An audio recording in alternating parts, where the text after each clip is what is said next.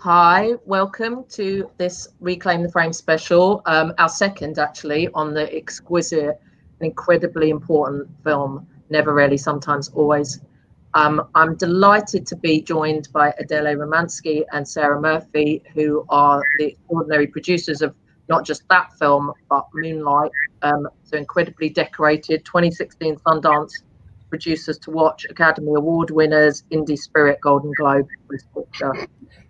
There are pretty incredible doubles and lots of other incredible credits, but we're going to concentrate on this film particularly. We spoke to Eliza Hittman a few weeks ago, and we have lined up a really strong range of sexual and reproductive rights advocates and from people who work on the front line from both the UK and Ireland, which is where actually originally the film was going to be set.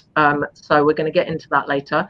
So just for those who don't know who Bird's Eye View and Reclaim the Frame are, Bird's Eye View started life in 2003 as a film festival showing films by women from around the world. We actually screened all of Eliza Hittman's early short films, and we ran as a film festival until 2014, and then we decided that wasn't enough, and we are now work year round.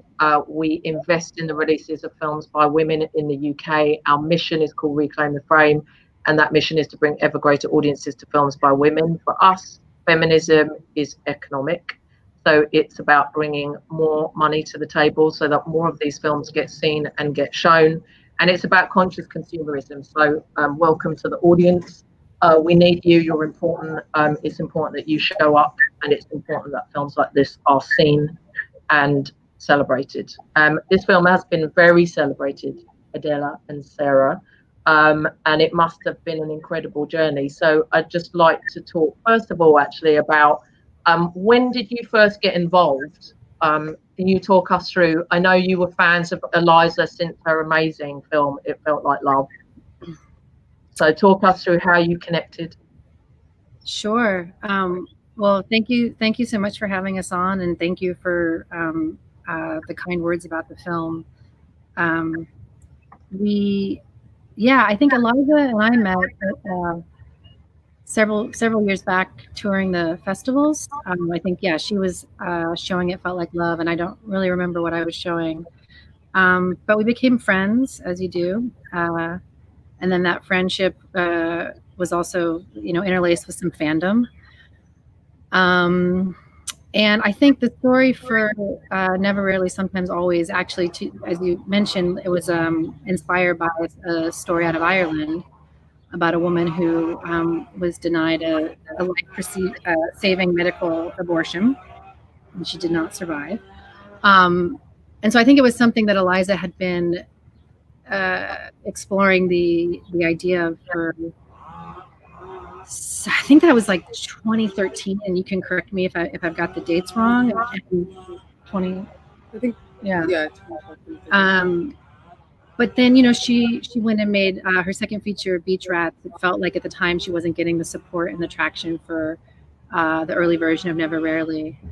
But then, I think largely in response to our last presidential election, the story came back to her, and it came back to her with a new urgency.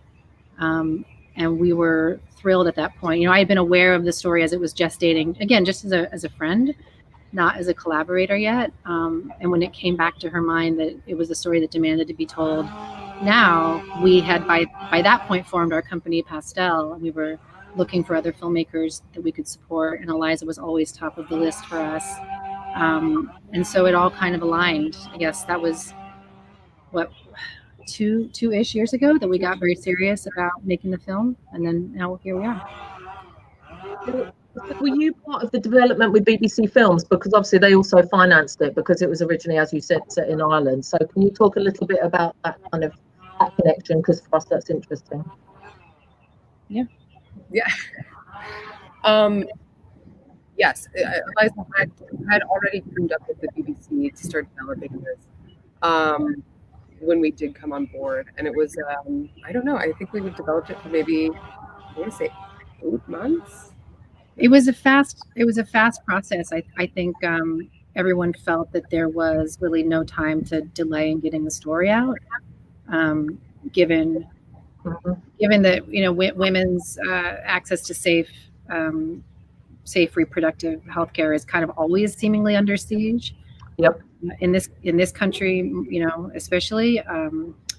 Yeah, I think we felt like we wanted to move as quickly as the process would allow us to move. So yeah, sorry to cut you off. No. I mean, yes, I think there was some urgency to it, and I think for Eliza too. So I think from the time we started working on the script to actually making the film was maybe a year. Not even, Yeah. which is fast, just for the production, for the lifeline of a film. That's fast. Mhm. Eliza, she had been developing it for so many years. I think we've been thinking about it, obviously originating in Ireland, and then understanding the universal nature of the issue, and figuring out how to place it in the U.S. I mean, I think it had been gestating for a long time. What was the big challenge for you in terms of not just pulling the finance together? I mean, well, let's start there. Like, I mean, a film like this, I presume, is just really not easy to fund. So, how difficult was that journey to get back in and convince people? I think we credit BBC immensely for being the first to raise their hand and say that they were going to support. I mean, it's classic. It's classic. Film finance, but like nobody ever wants to be the first in. And once somebody is willing to kind of take that plunge, others are more ready to join them. Which isn't to say that it was easy to put it together, but it really, really helps immensely that they had already given a vote of confidence to this story. And then, of course, Eliza has a strong body of work already behind her, as you and your audience know. So sort of together with the script, the early support from the BBC, Eliza's incredible body of work as a filmmaker that preceded this film, we were sort of able to find the partners who believed in the film, and I think it's not it's not a conventional easy sell. It's she's working with newer and or non-actors. It is not a crowd pleaser by nature.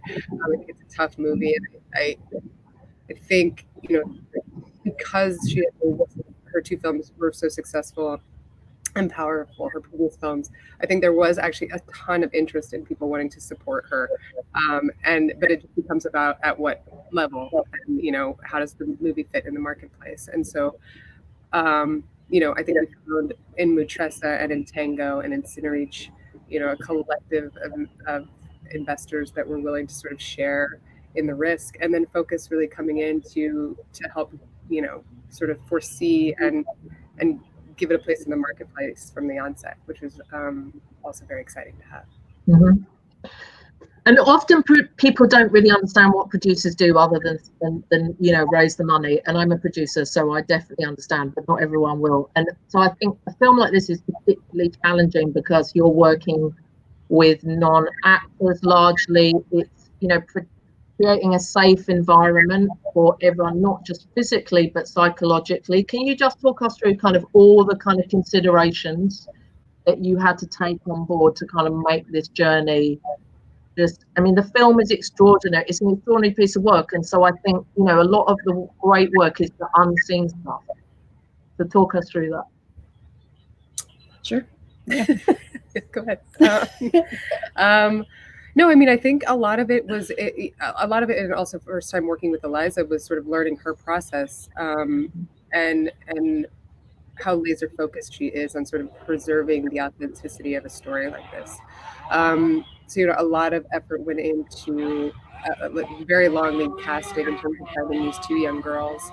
Having people not only seeing all of the working actresses that are in these age groups, but also scouring, all of Pennsylvania, upstate New York for months, looking for who this could be and who might, bring their own story into telling the story. And Eliza then obviously had somebody in mind, always sort of working that she maybe thought would be right for it in Sidney Flanigan, and that's who we ultimately cast. But I think just sort of watching her go through the motions of really interviewing a lot of these young women, meeting them, sort of meeting with their families, and just sort of really integrating herself into these worlds, I think is part of her process and was really kind of exciting for us to be a part of. But also was, just tricky in terms of how you're going to build it, how you're going to get that prep money. Obviously, the BBC was very helpful in that regard as well. And then also really, being dedicated to the locations. I think, this is a story about a place that is not New York City, or a girl from a place that is not New York City. And it was important for her to really capture that. So, her having taken lots of trips through Western Pennsylvania, and us really figuring out from a budgetary standpoint and scheduling, and also from a safety standpoint about kind of going into these areas, how to ensure that we were able to shoot that part of that film there and really capture what those places are like and how they feel and the environment of that. And it was tricky. I mean, I think both in the casting process and in the locations, we were met with obstacles towards that being smooth. And really being careful about the communities you're infiltrating and making sure you're being respectful at the same time as protective of your cast and crew, that you're walking into something that might not be safe, or that could be met with controversy. Yeah. I mean, I think also it's really smart to point out like the need to create a safe environment on set. I mean, that's already an extension of our roles, kind of one of the most important roles of the producer, and it's ever changing how you ensure set safety. And obviously we're now in this pandemic, which is a whole new sort of unknown for us as far as, our responsibilities there. But specific to this film and this young cast, creating a space that, is a story about a unfortunately still taboo subject that a lot of people have strong opinions about, both pro and against. And, there's obviously a level of confidentiality around all of our projects, but this felt like it needed to be taken to a next level in terms of really just sort of keeping the subject and the story confidential for the protection of the cast and the crew, above and beyond what you might normally see for, an independent film. And I think it's particularly tricky when you're working with a young cast like this. It's not just the difficulty around kind of making the film, but also preparing them for, places like Sundance, which of course are amazing, but also, you're all very exposed. So, what's that been like, that experience, not just with them, but just generally kind of, especially, let's start with the US, showing the film there. I mean, I would even go back and say you're preparing them as a young cast with very limited, acting experience for scenes like filming at an actual abortion clinic, on an actual table where a woman would receive, so sort of there's been this process along the way of preparing and educating and making safe and comfortable new spaces in which maybe they haven't lived before. And that then of course extends to the festival and the release. And I mean, we've worked with a lot of young cast who have never, who are, the film that we're making together has been their first, and these movies have gone on to festivals, awards, etc. And you feel very protective of them in those moments because there's so much energy and excitement and adoration, and suddenly there's incoming calls from representation, and it's an upheaval oftentimes of what life was pre-release. And I think we just want to help everybody feel sort of grounded in their sense of self, and kind of not lose sight of who they are and what's important to them.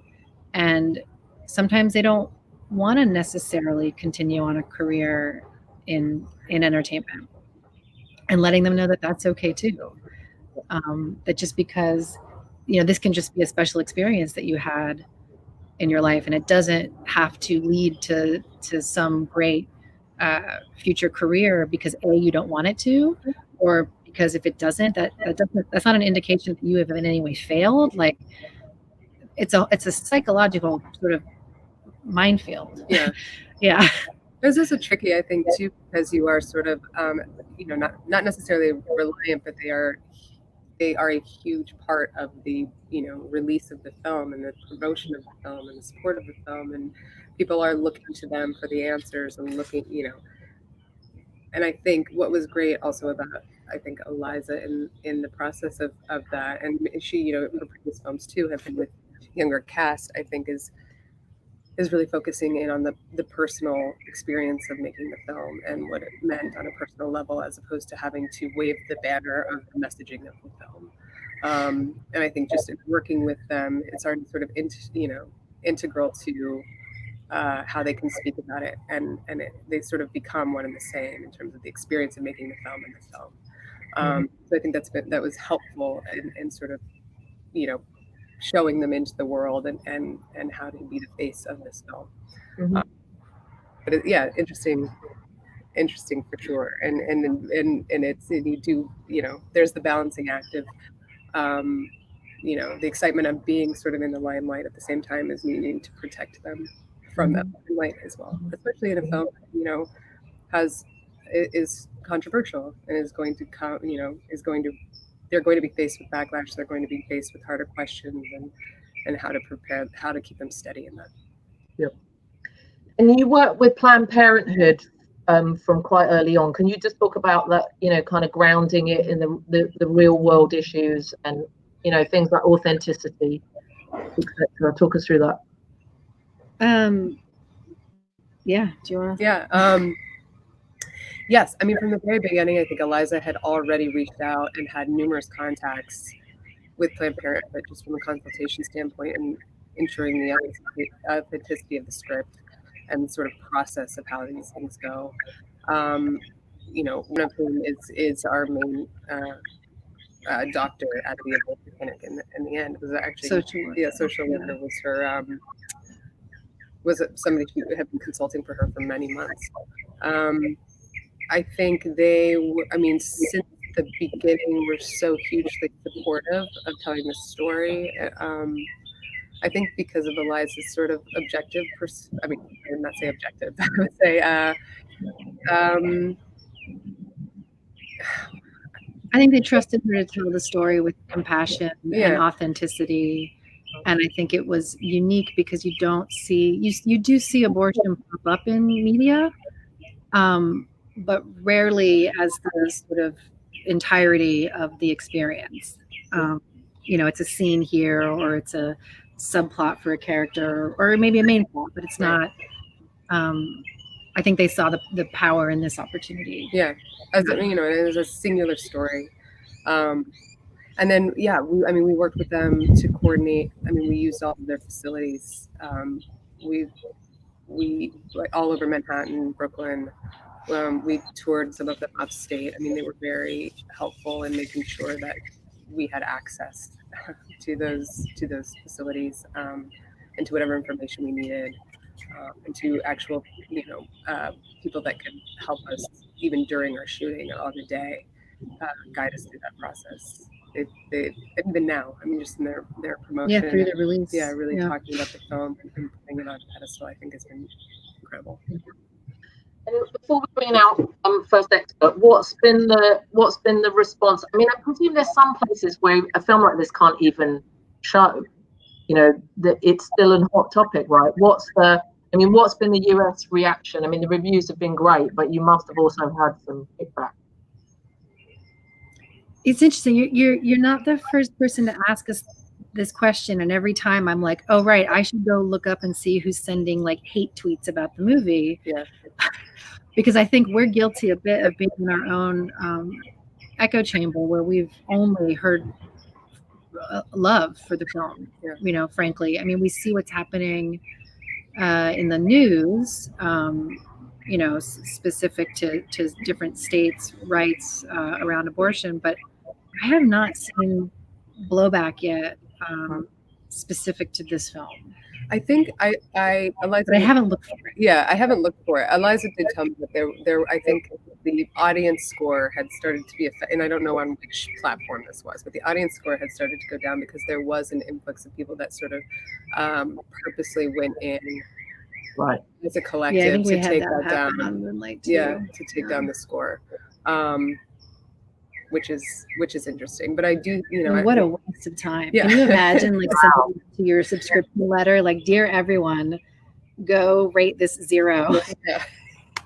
Yeah. You've got free time on your hands. I mean, there is a lot of free time, but no, I mean, I think still a waste of it, even when it's free. I think in general, yeah, the feedback continues to be positive. I think we're also like seizing an audience a captive audience right now. People who are home and want a good story, but also something that feels relevant and of its time. So I don't know. It's been because there actually is not so much content. I hate to say content. So many films out right now. I think it has had an opportunity to even to shine in a broader light. I think, which has been really which has been great for the film and the dialogue that's kind of continued for quite some time since the release. Yeah, I think that's true here as well, actually. I mean, normally all our work is in cinemas, so we have a network in 12 cities, and actually a lot of our cinemas and their audiences will be watching now, actually, and they're promoting all the films that we normally support. We would normally be supporting in cinemas, but online. And I feel like Never Really actually kind of managed to actually really find its moment. Not that it wouldn't have done in the normal scheme of things, but it feels like it's almost been louder, actually. Yeah. Interestingly, because there's a kind of dearth of new material, and the quality is just so great, and it is precious. It's a really under discussed topic. Yeah. So let's bring in our experts. So I would like to first welcome Jane Hatfield, who is CEO FSRH, which is the Faculty of Sexual and Reproductive Healthcare. And Jane, I'm going to leave you to contextualise a little bit more and talk a bit more about your work first. So welcome, Jane. Thank you. Thank you, and hello to anyone who's out there who's listening. So I run something called the Faculty of Sexual and Reproductive Healthcare, which sounds incredibly boring, but actually it's a fantastic job, because essentially what we do is we support doctors and nurses who provide sexual and reproductive health services. And of course, safe abortion care is a critical part of that. It's the most common gynae procedure that women might undertake, and it's absolutely critical that women and girls have access to it. I think the other thing to say about my organisation is what we want to ensure that there are enough healthcare professionals who are well trained, well supported, have updated clinical guidance to enable them to provide safe care, and that they feel confident about doing that. There's a sort of pernicious stigma that doesn't just affect women accessing and girls accessing abortion. It also has an impact on the healthcare professionals as well. And we want to ensure that we can support them to do the training. It's quite easy to opt out of abortion care training, even if you're doing sexual and reproductive health, but especially if you're doing obstetrician, if you're becoming an obstetrician gynecologist, you can opt out on the grounds of conscientious objection. So we work around that issue as well, which I'm happy to come back to if it comes up. So at the end of the day, it's about access. Our vision is of high quality sexual and reproductive health care throughout our lives, and we support the healthcare professionals to do that. So ultimately, it's about women and women's health, often working with issues that is hard for them to raise. For me, this film fantastically illustrates the kind of issues that many of us face. So it's about access and the kind of obstacles that are put in the way of women and girls accessing not just safe abortion care, but other aspects of sexual and reproductive health as well, from contraception range of contraception choices onwards to reproductive health, to menopause care, to the sorts of issues, again, that are stigmatized around reproductive health, also post-pregnancy issues too. So there's a kind of running stream throughout these issues, which is that women feel maybe not confident about raising the issues with a healthcare professional, may find having access to those services difficult. So it's great to see a film that illustrates in such a personal and authentic way the issues about access, and in a way they're not just about not having money and the services not being available locally, although they are big issues. They're also about perhaps not having a supportive family, overcoming one's own issues about sex with men in particular, and the kind of power issues that are so beautifully illustrated in the opening scene of the film, where she sings the song. So for me, it's I suppose one of the things I really liked about the film from a sort of professional point of view is that it didn't focus on the healthcare professionals, but it also didn't try and demonize the women who were running the pregnancy clinic where they didn't provide abortion. I think it would have been quite easy to portray them as evil anti-choice people, and actually they were portrayed, I think, in probably quite a realistic way as caring people who believe in what they're doing and genuinely feel they're doing the right thing. Now, of course, we can fundamentally disagree with that, but I think it's important that they're not demonized, but that we as a viewer understand the impact that the lack of choice that they provide it has on anyone, but particularly on a relatively vulnerable girl. So I wanted to come back to that in a second, ask a question about that. I mean, for me, it's also about female friendship and the kind of help that women often provide to one another and girls often provide to one another in these sorts of issues, from the women who helped women in Ireland to travel to England when there were no cheap flights, and having an abortion was not a one-day event, where they might have to stay the night, in exactly the situation of the girls in the film where they couldn't afford to stay anywhere. There were volunteers who would put them up in their homes. There were people that would help them. So I think it's an age-old issue of how we support one another, where access to this sort of fundamental right, I would argue, is deliberately taken away for all sorts of reasons that are to do, that we know about, and essentially about misogyny, among other things. So I love the film. I love the fact that it was intimate and naturalistic and authentic. I love the fact that there wasn't a huge amount of dialogue, that the characters weren't forced to explain themselves, that they didn't get sentimental, all the things that you might expect in a female buddy movie, which for me this also was. Yeah. So loved all of that. And I guess the question I would like to ask Sarah and Adele is, how much was this like notion of balance in your minds? We often get told, that there should be balance, there should be a range of views, we should understand all perspectives. And I think in a way you gently did offer that, in that you didn't demonize the anti-choice perspective, although it wasn't a big part of the film, understandably and rightly so. But I wondered how much that was based on, because that's what you discovered because I know you did a lot of work going to these clinics, and including the pregnancy clinics in Pennsylvania, and how much was it based on what you found, and how much was it based on a bit more of a kind of director's perspective on those issues. So that's my question. But thank you for a brilliant film. I mean, thank you for all of the incredibly kind things that you just said about the film.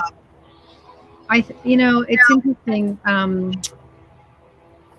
I think that the film is not, we feel anyways, that it's not overtly political in its in the way in which the story is told, and I think that's kind of what you're getting at. But the politics of the film team are very clear, and I think it's really, really smart too. You'll let me know if that gets too loud, right? If you're like coming for us with the beat slower, it's okay. It's it's at the crux of it is like belief system, right? And I think most people, whichever side of it you're on, you actually believe you're doing the right thing. And it isn't the motivation isn't something more insidious. Like it's just a belief in what you believe to be correct and right. But then you take a scene like when the girls go to the clinic in Manhattan, and there's this large Catholic protest happening outside.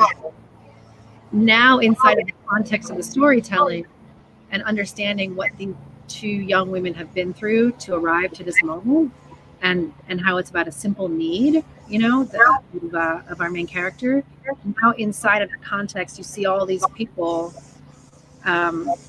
protesting against the choice that he's made. Like, I think it very beautifully and subtly brings Eliza's point of view and by extension our point of view about politics into a scene that could have been more explosive. You're right.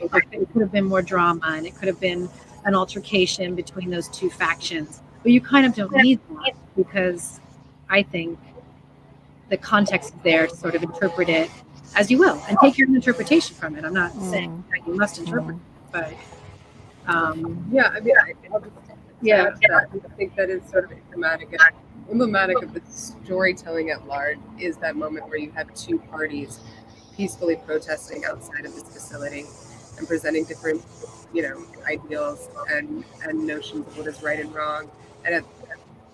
But at the core of it, it's really about this singular woman who's walking in the front door, and it's about her choice, and that these two things can exist outside, and they can be equally right or equally wrong, and they can this sort of conflict exists, but it really is a very personal choice. And I think that's something that's kind of encapsulated in the moment, but I think is also how it came to Eliza originally. I mean, I think that was something that was so remarkable in even reading the first draft, was that it really, and this is what Eliza does, but I think that, it is very much an intimate, personal story about a young woman that speaks to a lot of young women. But I feel like it's, she's not waving a banner in either direction. We understand the politics of the film, but I think the importance of it is in that singular decision. So yeah, well, and also presenting, like you're talking about the women working at the what is the clinic called, in Shamokin? The crisis center. Yeah. So you've got this character who, and I think by trying to present each character with the full spectrum of their humanity, including these women who are knowingly or unknowingly feeding misinformation to young women. I think it helps an audience then also have the full spectrum experience of the film, and be allowed to kind of take the journey authentically, draw your own conclusions, and not feel a manipulation in that experience, if that makes sense. And perhaps, I mean, yeah, thank you. The one point I would make, which I think people often forget, is wherever you find yourself on the spectrum of morals around abortion, the rates don't go down if you make it difficult for women to access abortion. They just make it very unsafe for women. So I think that's a really important thing for us to remember, is whatever, we can pronounce all we like, but that's the reality. They will find other ways to unsafely have an abortion if the services aren't provided. So that's the reality of, through long history, and that's what the evidence tells us. Yeah. Okay, thank you, Jane. We'll bring Jane back in at the end, but thank you for now. Okay, so now I would like to welcome Lisa Hallgarten, who is an advocate for young people's reproductive health and rights. Welcome, Lisa. Adele and Sarah. The floor is yours, Lisa. Yeah, so I've been working for most of my working life to advocate for young people to have good access to sexual and reproductive health care. And so there's an awful lot about this film that really resonated with me. And I'm thinking throughout the film, Skylar was dragging behind her this huge suitcase, which felt like literally and metaphorically the sort of baggage that young women carry through their lives of constant casual sexual harassment, of sexual abuse, of having to sort of navigate actually very bad behavior on the part of adults quite often. And I'm going to sort of disagree really with what Jane said about crisis pregnancy centres. I think that what happens in the crisis pregnancy centre, like the centre that Autumn visited in Pennsylvania, is a form of abuse. I think to misinform people is a form of abuse, to manipulate people. And actually it's a form of exploitation, because people who want to prevent somebody accessing healthcare are exploiting their body in order to bring about a pregnancy that that person doesn't want to complete. So that was very profound for me, because a lot of my work has been about exposing the work of crisis pregnancy centres and advocating for everybody to have access to really, really accurate information about their sexual and reproductive health. But it just felt really a heavy burden for both those girls walking through on what I sort of have thought of as like the most unwanted road trip of all time. And we know that's a road trip which is replicated all over the States. People have to travel interstate to get abortions. All over Europe, people having to travel between European countries. And I'm sure Emma will say a bit more about that.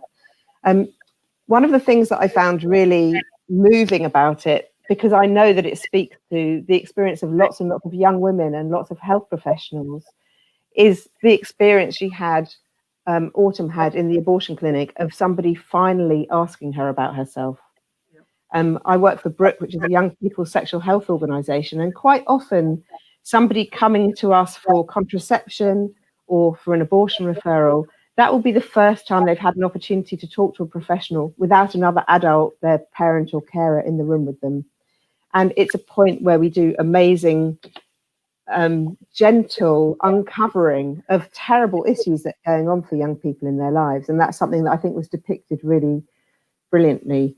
I used to train a lot of young youth workers, and there used to be a big fear in Britain about the level of teenage pregnancy.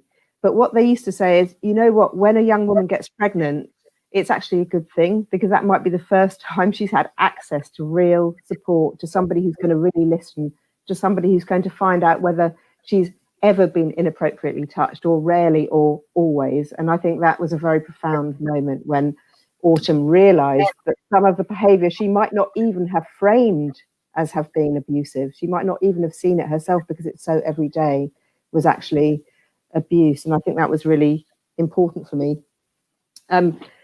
Jane mentioned that it was very unsentimental, and I found that also very moving, the relationship between Skylar and Autumn. It would have been very easy to make it a kind of besties on the road, a kind of Instagram friendly vision of friendship. It was incredibly unsentimental, and it wasn't about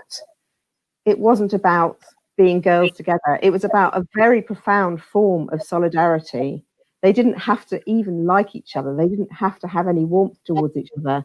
But Skylar understood on a really deep level that she just had to be there and to keep being there, despite the difficulty actually of being Autumn's friend. And I thought that was really, really brilliantly done. I was asked to ask you a question. And I suppose for me, it was in some ways quite a bleak film. It didn't sugarcoat anything. It didn't make it easy to watch. And I wonder how confident you felt that you could sell that to a kind of mainstream cinema audience. What gave you the confidence that you could sell that? Great question. We like listening to you talk, so you also have no obligation to ask us anything. I don't know that we had. I don't know that we went into it with great confidence that we would sell it to a mainstream audience per se. I think we understood Eliza to be the artist that she is, and so trusted the film she was going to make was going to be something important and incredible. And I think just as big fans, we understood the importance of it. And so kind of despite the inevitability of where it landed in the marketplace, I think we knew we had to make it.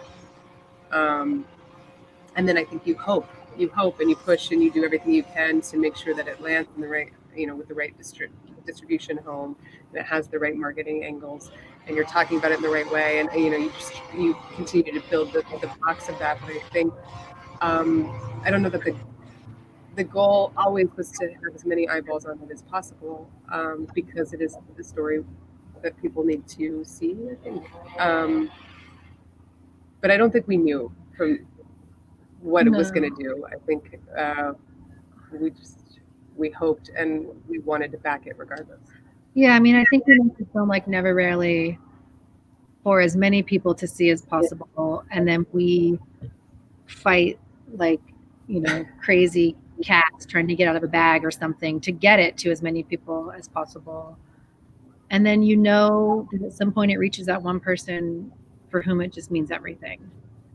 And I think that's kind of our primary philosophy around most of the projects that we're choosing. And I think lots of people will see their experience reflected in the film. And could I make one final observation? And it's something you said about the protesters outside the clinics, which we also experience in the UK.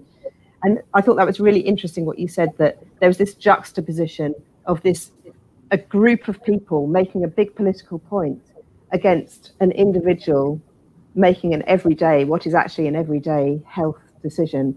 And it's something that we always say, go and talk to politicians, lobby politicians, stand outside wherever you want, but don't stand outside a clinic where an individual's making that decision. And I'm hoping that the experience of the coronavirus pandemic and all the churches being closed has taught people of faith that you can pray anywhere and you don't have to pray outside an abortion clinic. Right. Wonderful. Thank you so much, Lisa. We will bring you back at the end. So I would now like to welcome Emma Campbell, who's an artist and activist at Belfast, Alliance for Choice. Welcome in, Emma, Adele, and Sarah. The floor is yours, Emma. Yes, thanks for having me. So it was absolutely thrilling to watch the film. Alliance for Choice have been campaigning for abortion access in Northern Ireland since 1996. We had one of the harshest laws in Europe, so it was essentially illegal unless it was to save the life of a woman. And although Ireland had the referendum in 2018, we still had nothing right up until October in 2019. So as an organisation, it's meant, as well as the usual campaigning and lobbying, we've also had to directly help people access the abortion pills, or we've had to help them find ways over to England. And also Jane talked about women travelling from Ireland and Northern Ireland as if it was something in the past, but because our laws are inadequate, there are actually still hundreds of women travelling and pregnant people travelling from Ireland and Northern Ireland to England, staying with people like the Abortion Support Network, which Anne Rossiter is still really heavily involved in. Anne Rossiter, who wrote the Hidden Irish Diaspora book that Eliza credited some of the inspiration for the film with. And I think there's a lot of things that resonated with me about the film that weren't just because I'm also a creative person who tries to tackle the same subject. And I think there's something really powerful when it can be subdued and understated. At first I got a little bit annoyed that the crisis pregnancy clinic people weren't as aggressive as the ones that we've had to encounter.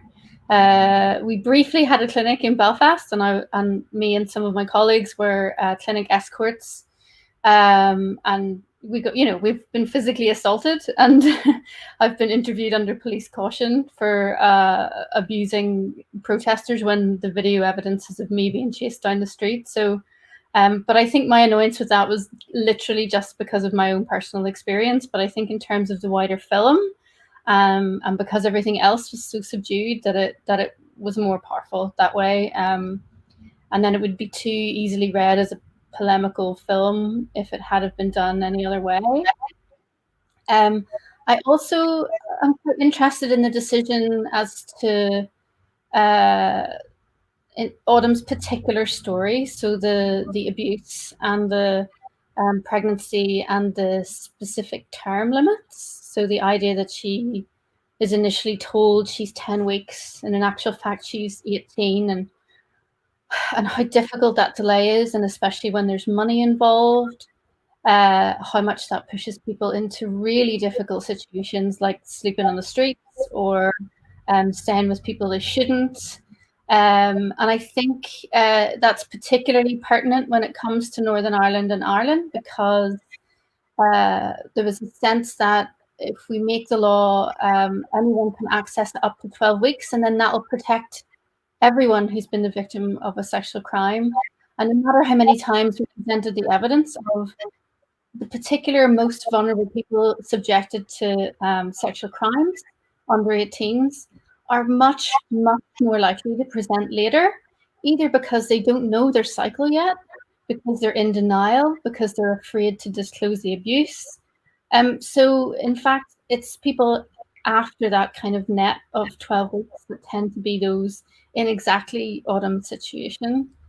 So I thought that was really brilliantly dealt with. And then something else that I found really like a thread the whole way through the film was about this delicate tightrope of sexual power and teenage girls. And so you see quite a lot with Skylar in the supermarket and how often she's hit on by these older guys, and how she's recognizing this kind of power relation and this dynamic. And then suddenly, whenever they're looking for the tickets, she subverts that and tries to use her sexual power in order to enhance the safety of her friend, in order to protect her friend. And I think that was, so recognizable, I think, and will be to anyone who's been a teenage girl. And the moment where they clasp hands around the pillar in the train station was really, really one of the most moving ones.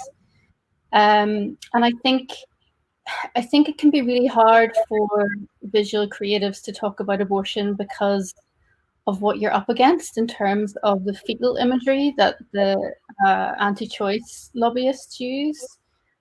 So that's why I think there's even more power in having something so understated and careful. And I think the journey as well is really, really useful because it encapsulates so many things. So at the height of COVID, the British government were telling women in Northern Ireland that they could still travel to England, even though you had to get a plane or a ferry. Completely ludicrous.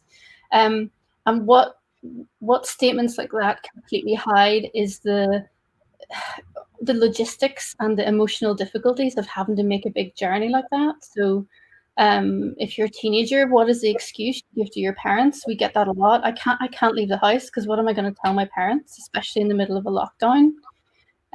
Who am I going to get to go with me? Can I get anyone to go with me? I don't have a passport, all of this kind of stuff. And the money that you have to raise then in addition to the money for your treatment. So I think there's something really powerful in being the story being told of people rejected from the place that they live just because they need an abortion. And that's really the crux of what the main problem is for people in Ireland and Northern Ireland, that for years they got essentially rejected as citizens in order to access healthcare. And I think it's shown really powerfully in the bus trip, and shown really powerfully in how they're just lost at sea in the evenings when they've got nowhere to go and they're just kind of pinballing around, the nighttime city. So yeah, I think really my main question is probably about why you chose, I guess, her particular situation, so her particular reason for becoming pregnant and not wanting to be.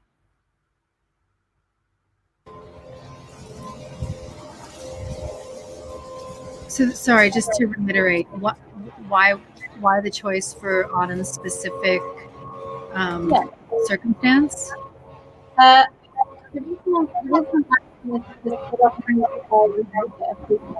Sorry. And they always want to know the worst possible. Do you have a woman that you've been talking to whose family have rejected her and she's almost died, and can you put her in contact with us so that we can tell her story? And so we're first of all, it's not like we're trying to gatekeep, but we're also not trying to serve the interests of journalists getting a really good story. So I guess it's just how was that decision made in terms of a storyline, her being in her particular circumstance. I think we talked a lot about actually not being explicit about sort of how this had come to pass for Autumn, or the why she was, the why of the decision. Like, really, I think we wanted to focus solely on the picking up at the moment after the decision has been made, and just staying with her through the process of trying to secure something that should be a very simple local procedure, and not actually. Of course, the audience is going to wonder, and they're going to draw their own conclusions from the sort of limited information that's available, vis-a-vis her family life, her relationship with other male figures in her life. But I think we were very conscientious about actually not disclosing of specifics or point of view about that. Yeah, I think from the onset it was important for Eliza, or rather, it was not important about how, and more just about a woman who made a decision and what were the obstacles of her way towards executing it.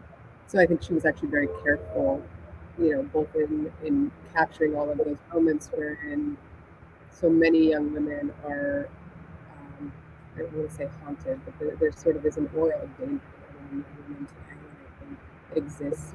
And I think there was a delicate touch with that, so that nothing felt too heavy-handed or too obvious. But it was definitely him. I think she was very careful to keep that ambiguous all the way throughout.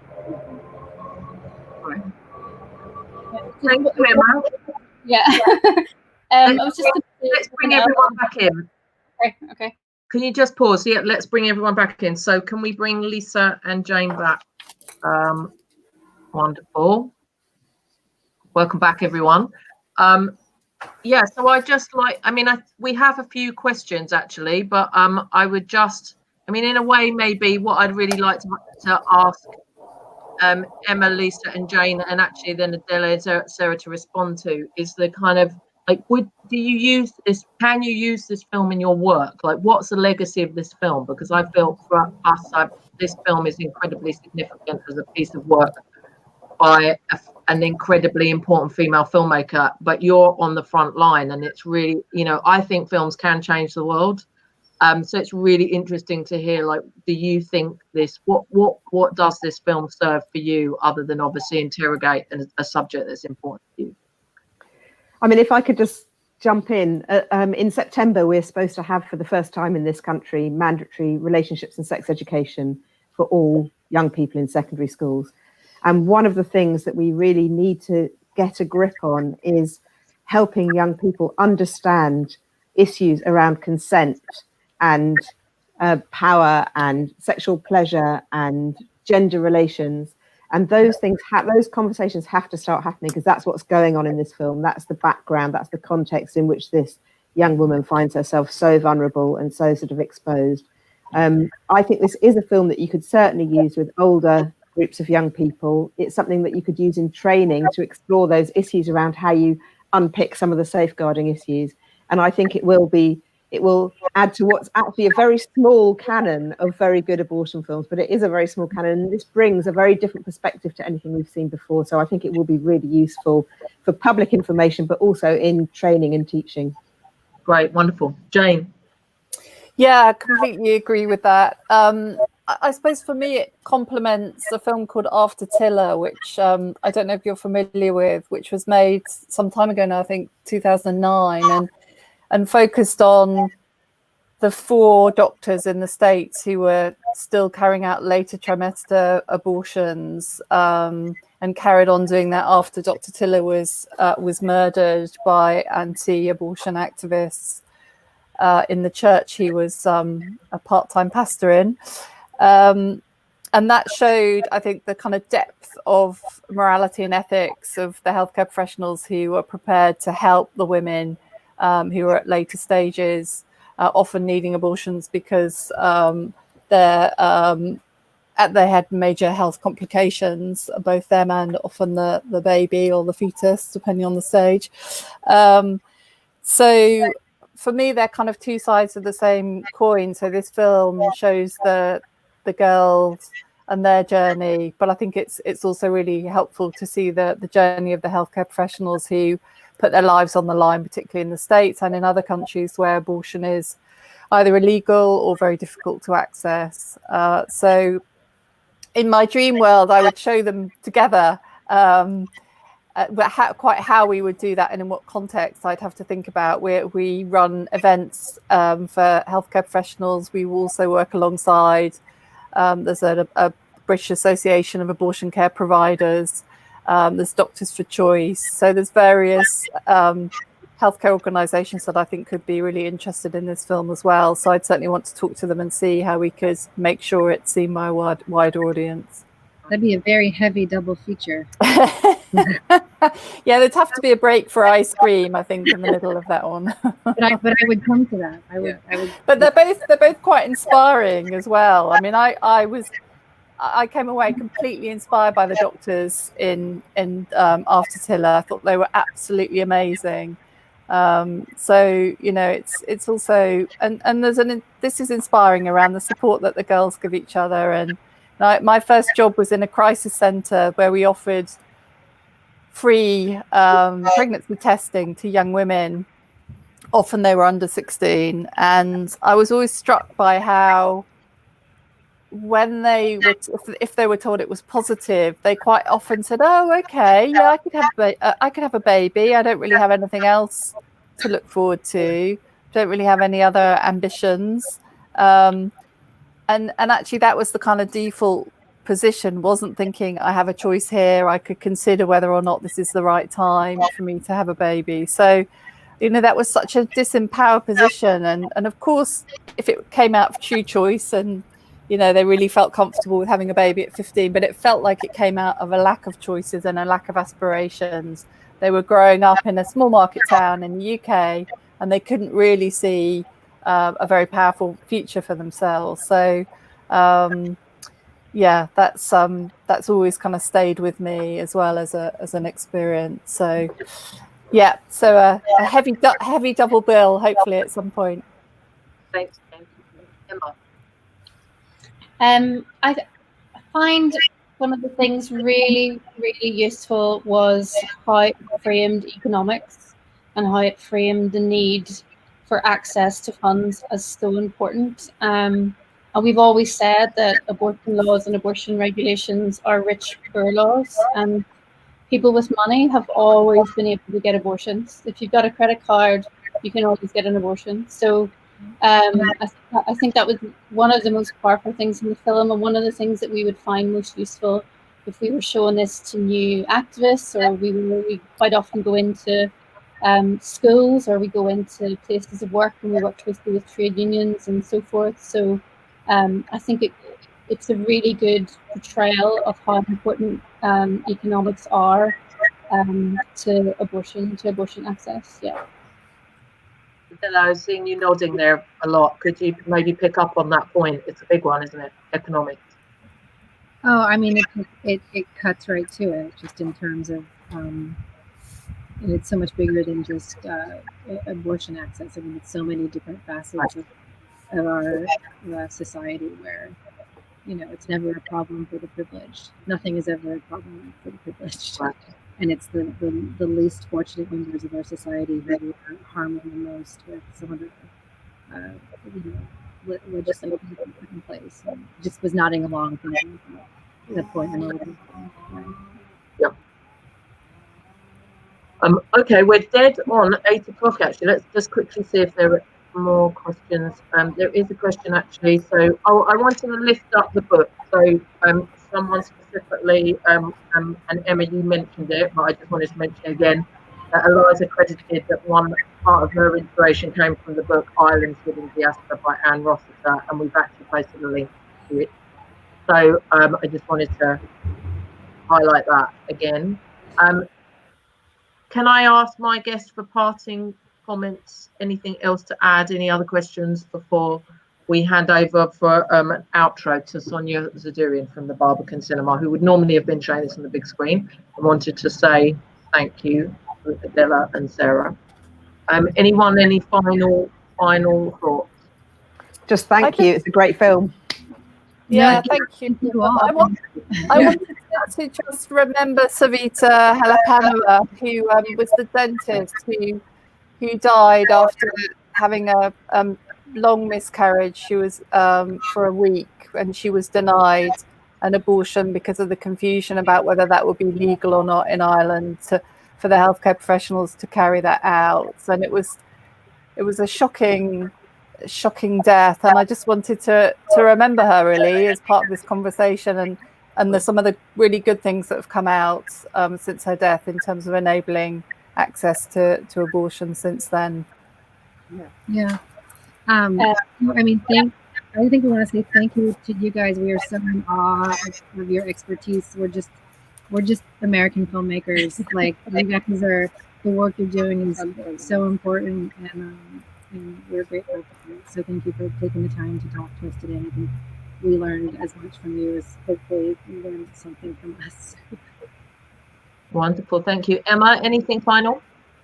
Yeah, just one point is that if there was a woman of her age or a girl her age in Northern Ireland in the exact same situation, that she would have to travel to England today.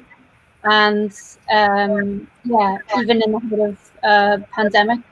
So if anybody wants to help us with the work we're doing, head to allianceforchoice.com and give us a hand. Wonderful, thank you. Okay, so I'd just like to, Adele and Sarah, if you could just stay there for 1 second. Emma Campbell, Lisa Hallgarten, and Jane, thank you so much for your incredibly important contribution and your amazing work in the world. So I would like to just give a parting shot to Sonia Zadurian, who programs Barbican Cinema, which is a really wonderful, vital cinema in the UK that would have been a very important part of showing this film. And I think you actually had an event booked, Sonia, is that correct? It's not, no, it was a little early before we closed for the lockdown, but it's a film that we were so looking forward to showing, and I'm really disappointed not to have it on the big screen, but so pleased to be able to tune in and listen and participate in a discussion like this. Even during a lockdown, we can engage and discuss, because it's so important.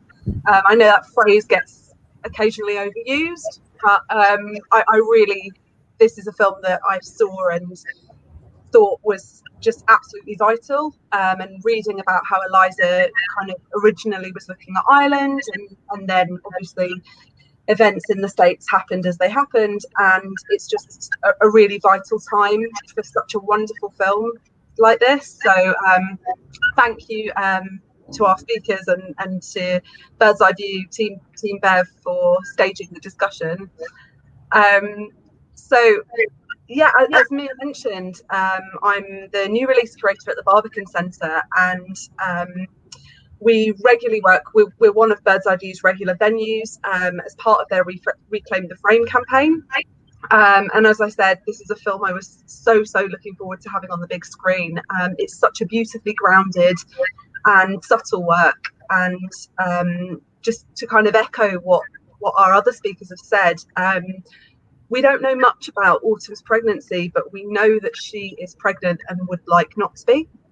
I also love that there's minimal dialogue, and that the camera encourages us to observe in such a restrained way, which feels so naturalistic, and we feel so close to the characters and their story that the camera kind of virtually disappears. So in that key sequence where a counsellor asks Autumn to answer those few questions, the camera work and the dialogue are stripped back to the bone, and with that static camera that shows only Autumn as she responds to those questions, using the words of the film title, Sidney Flanigan's performance here is just breathtaking and totally heartbreaking. And though she says very little, we feel so much of her pain and learn that there's so much to her story that we'll never see. And this is another thing that I love about the film, the way that the specific circumstances around her pregnancy are kind of kept from the audience. She almost could be any woman in the US right now. And yeah, just incredibly touching. Those moments of female friendship that are so special, you know, the pinkies round the column and the support that her cousin provides.